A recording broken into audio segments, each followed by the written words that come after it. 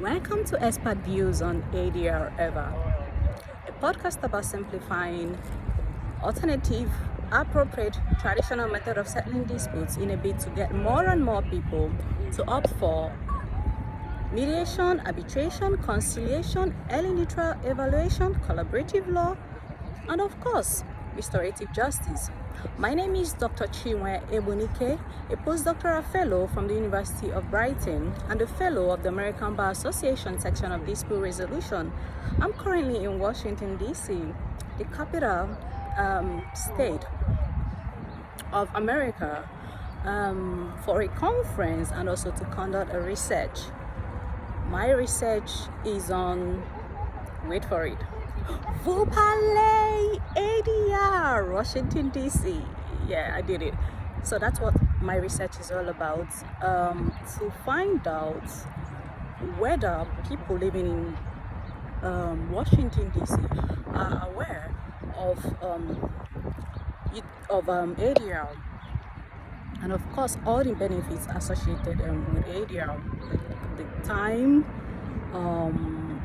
and the cost effectiveness associated with using alternative dispute resolution, amongst others. So I'll be going on the streets and asking questions, whether they've heard about ADR, whether they've utilized ADR, and of course I'll be explaining to them what ADR is for those of them that do not know, and also to know if in the future, if there is any conflict or dispute, would they be eager or would they choose this method of settling disputes. So what is the aim of this research? Well, first is that at the moment the research I conducted shows that ADR needs more advocacy, sensitization or awareness, because not many people are aware that they can opt for ADR. For instance, the recent research I conducted, or still conducting, that the ADR on workplace conflict, I got questions from my listeners, from the audience, and people that listen to Expert Views on ADR, that they are not aware that they can utilize, they can use ADR to settle disputes. And of course, this is also not, they're not aware about these options at their workplace as well. So yeah. Secondly, I would also want to nudge, the research aims to nudge non-academians that are not really eager to read research papers or any paper at all, to watch the show and find out what ADR is all about, and of course they can opt for it whenever the need arises. And finally, the research aims to make ADR to be on equal footing with litigation. Of course, we all know that litigation is quite very popular. Everybody knows about litigation. Kids, adults, teenagers, the elderly people.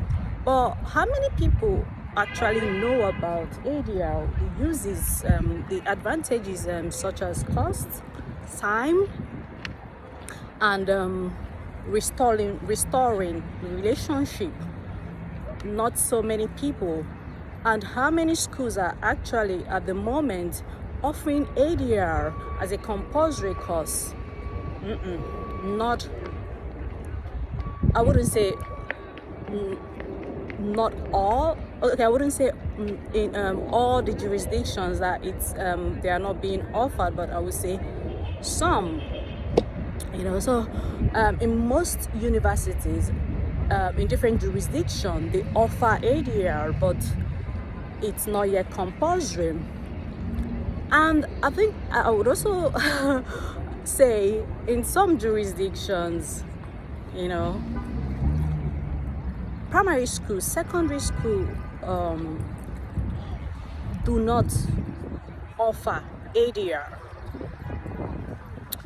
So it's really important, because you know the schools are where the kids you know, learn that they can opt for ADR instead of going via litigation. So if they learn that on time in primary schools, in secondary schools, in universities, you know, then they can ADR would be on equal footing to an extent with litigation, you know.